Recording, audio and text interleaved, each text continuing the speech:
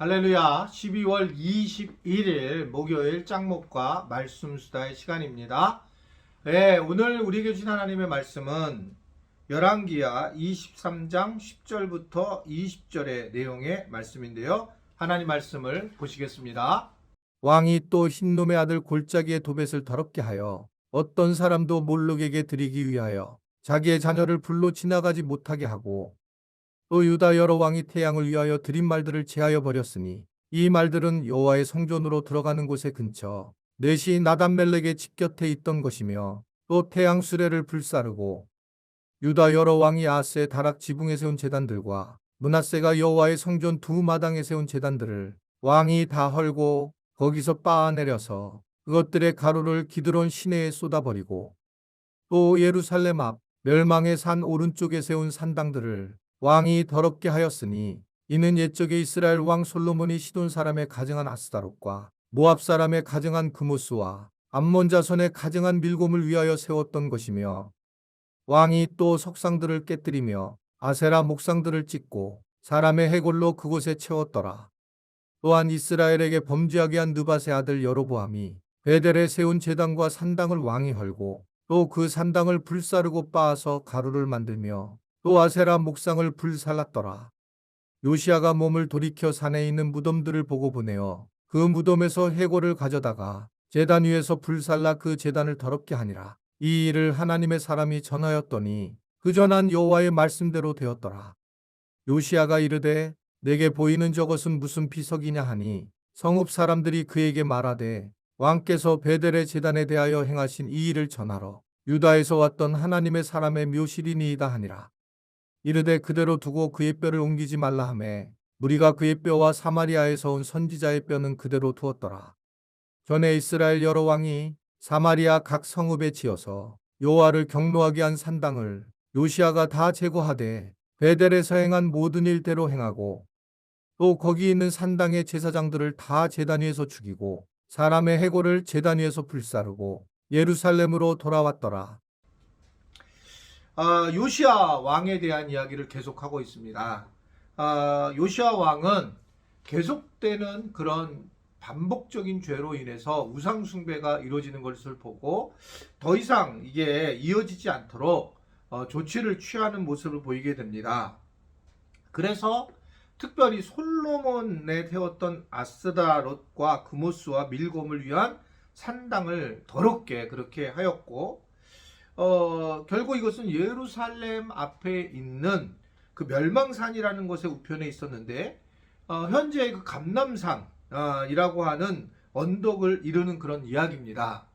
이 감람산은 예수님이 공생애를 마치고 승천하신 그런 상인데 그런 의미 있는 산에서 오히려 이들은 솔로몬은 이방 나라 출신 아내들 때문에 산당을 세움으로써 부정하게 만들고 그곳의 이름을 그래서 멸망산이라 이렇게 불렸다라고 하는 겁니다.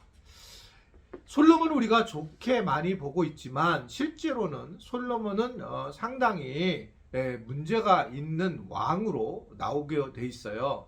뭐 우리가 이미 이거는 잘 알고 있는 것인데 지혜로움을 얻을 때의 그러한 그 모습이 굉장히 귀했지만 그 뒤에는 여인들로 인해서 그는 우상 숭배에 깊이 빠지게 되고 결국 멸망의 길을 가게 되는 그런 모습을 보게 됩니다. 한 사람의 어떤 지도자의 잘못이 계속적으로 죄에 연결되어서 그 후대까지 이어지는 상황으로 나타나게 되게 된다는 거죠. 그런데 이 요시야가 결국은 이 부분을 넘어서려고 애를 쓰면서 결국 죄에 대한 문제를 해결하려고 하는 모습을 보이게 된다는 겁니다. 이 참 사실은 어떻게 보면 이스라엘이라고 하는 나라에 대한 이야기를 성경은 이야기를 하고 있어요. 그럼 왜 나라에 대한 이야기를 성경은 계속 강조를 하고 있는가? 개인적인 것보다 그것은 공동체성에 대한 중요성을 의미를 하고 있는 것 때문에 그렇습니다. 특별히 교회라고 하는 이 공동체성이 너무너무 중요하기 때문에 이 공동체 안에서의 리더가 얼마나 중요한 부분인가 라고 하는 것을 알게 된다, 알려주시려고 한다 라고 하는 것을 볼 수가 있습니다. 요시아도 어떻든 이 공동체의 리더로서 그가 잘 해나가고 있는 거고, 또 우리 교회도 마찬가지죠. 우리 교회도 이제 공동체성을 끌고 가는 것이 이제 전데, 쟤를 위해서 제가 많이 기도해 줘야 되는 것이 바로 이런 부분인 거예요. 그러니까 잘못되면 한없이 잘못되고, 이것이 또 우리 후대에도 나타나게 되기 때문에, 어떻든 이 지금 처음에 제가 목회를 하면서 하늘구연동교를 개척했기 때문에 이 부분을 잘 메꿔야지만, 잘 꾸며놔야지만 이제 나중에 후임들이 이러한 정신과 세계관을 가지고 우리 교회를 더 건강하게 세워나갈 수 있는 그런 모습을 보이게 된다라고 하는 것입니다. 감사하게도 우리 교회가 그래도 뭐 교계라든지 또는 여러 젊은 목회자들 사이에서 건강한 교회로 이렇게 나타나게 돼 있어요. 뭐 이걸 어떻게 알고 있냐? 이번에 이제 오신 전도사님들을 보시면 알아요. 전도사님들이 젊은 전도사님들이 오시게 됐는데, 사실은 이게 젊은 전도사님들이 지금 너무나 모시지 못하는 그런 상황입니다. 그럼에도 불구하고 저희 교회 오신 것은 우리 교회 건강성이 굉장히 중요하고, 그래서 이렇게 귀한 우리가 목회자를 모셨다는 것은 참 감사한 일이고, 이러한 목회자들을 잘 모셔야지만 또 교회가 건강한 모습으로 세워지는 그런 상황을 가게 되는 걸 볼 수 있습니다. 이 목회자에 대한 어떤 지도력과 목회자의 어떤 지혜로움, 또 목회자가 가지고 있는 세계관, 또는 목회자가 가지고 있는 신학관, 이런 것들이 매우 저도 중요하다. 내가 목사이지만 이게 정말 중요하구나라는 것들 너무너무나 두려워하는 거, 전 두려울 정도로 느끼고 있어요. 그래서 성경은 선생이 되지 말라라고 말씀하신 이유도, 이 선생이라는 자리가 정말 고통스럽고, 어떻게 보면 자기 혼자의 죄가 아니고 공동체에 영향력을 미치기 때문에 참으로 무서운 것이다라는 것을 볼 수가 있습니다. 결국 이러한 부분에서 이 요시아가 계속적인 그러한 노력을 통해서 이스라엘 전체를 개혁하게 되고 또 바꾸게 되는 모습을 보이게 되지만, 이러한 것들이 이제 시간이 지나면서 계속 흐려지는 것 때문에 결국 문제가 되는 것을 알고, 이 근본적인 그 말씀 중심의 어떤 성전 중심의 삶에 대해서 강조하면서 죄의 잔재를 완전히 개혁하기를 원하는 그러한 모습을 보이게 되는 것입니다. 저는 교회라고 하는 것은 계속 개혁돼야 한다라는 게 저는 교회라고 생각을 해요. 왜 개혁을 만약에 안 되면 어떤 일이 문제가 생기느냐면, 기존에 있던 교인들이 중심이 되고 새로 오시는 분들을 받아들이지 않으려고 해요. 놀라운 거는 제가 뭐 아시잖아요. 큰 교회, 오래된 교회를 다녔는데 그 교회는 자기들끼리만 좋은 거예요. 그러니까 새 가족들에 대한 관심도 없습니다. 하나님의 나라에 대한 관심이 없고, 서로 무슨 뭐 결혼식, 장례식에 돈 주고받는 관계, 그런 관계로 교회가 형성을 돼 있고, 그런 걸로 서로 간의 친교의 모습으로 교회 공동체를 이끄는 겁니다. 하나님의 나라를 생각하지 않으면 아무 의미가 없어요. 하나님 나라를 생각하고 하나님 중심으로 생각해야지 이게 계속 이어져서 하나님의 은혜를 전하게 되고, 교회 공동체에도 하나님 나라의 정신이 있어야 되지, 그것이 없으면 결국은 이 최종적으로 세상적인 걸로 자기 아내들이 좋아하는 것들을 끌어들이고 죄를 범하게 되는 솔로몬과 같은 삶이 되지 않는가라고 하는 걸 볼 수가 있어요. 이게 거의 비슷한 것 같습니다. 솔로몬도 여인 때문에 그랬던 거고, 이 삼손도 사실은 삼손이 하나님과의 관계 이야기가 하나도 없어요. 삼손 이야기를 보면.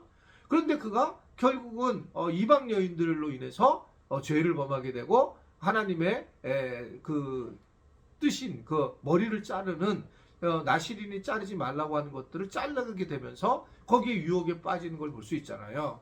그런데 뭐 솔로몬과 더불어서 이 삼손 자체가 어떻게 보면 여인 때문에 이런 문제가 생겼다는 것은, 여인이라고 하는 것 자체가 문제가 아니라 유혹하는 것 때문에 문제가 된다라는 걸 다시 한번 우리에게 알려주고 있습니다. 오늘 말씀도 바로 그런 부분에서 우리에게 전해주고 있는 거다. 우리는 세상에 유혹이 굉장히 많은데 그것을 넘어서서 하나님만을 바라보는 것이 얼마나 중요한가. 연말이 되면 상당히 많은 유혹들이 오게 되는데 그 유혹들을 벗어나서 말씀 중심의 삶을 살아가는 것이 얼마나 중요한가. 그 다음 주는 이제 성탄절 전야가 24일날 주일이고 25일이 월요일인데 성탄절 예배가 있고 그 다음부터 이제 4주 동안 이 목사님들이 이제 4주 연속해서 말씀을 전하는 시간을 우리 갖게 되었어요. 저녁에요. 자, 이럴 때에 내가 말씀 중심으로 신앙 중심으로 세워져야 된다. 그런 결단이 있어야지 나올 수 있지. 거기 이제 세상에 빠지게 되면 우리가 말씀을 들을 수도 없고 변화될 수도 없는 상황이 될 수밖에 없다는 것을 우리에게 전해주고 있습니다. 그래서 무엇보다도 우리가 지속되는 우리의 죄성과 또한 시간이 지나면 변질되는 우리의 신앙의 모습을 인정하고 우리가 하나님만을 더 의지하며 섬기며 애쓰는 우리 지체들이 될 수 있게 되기를 간절히 바랍니다. 기도하겠습니다. 12월 이제 마지막 주가 다가오고 있습니다. 주님, 우리가 잘 준비해서 좀 더 거룩한 흰옷을 입은 하나님의 백성으로 잘 세워질 수 있게 하여 주옵시고 세상 사람들과의 관계에서 우리가 좀 더 영적인 영향력을 미칠 수 있도록 도와주시고 반복되는 죄를 잘 끊어내서 우리가 새해에는 좀 더 깊은 하나님과의 만남을 가질 수 있도록 은혜 베풀어 주옵소서. 예수님의 이름으로 기도드리옵나이다. 아멘.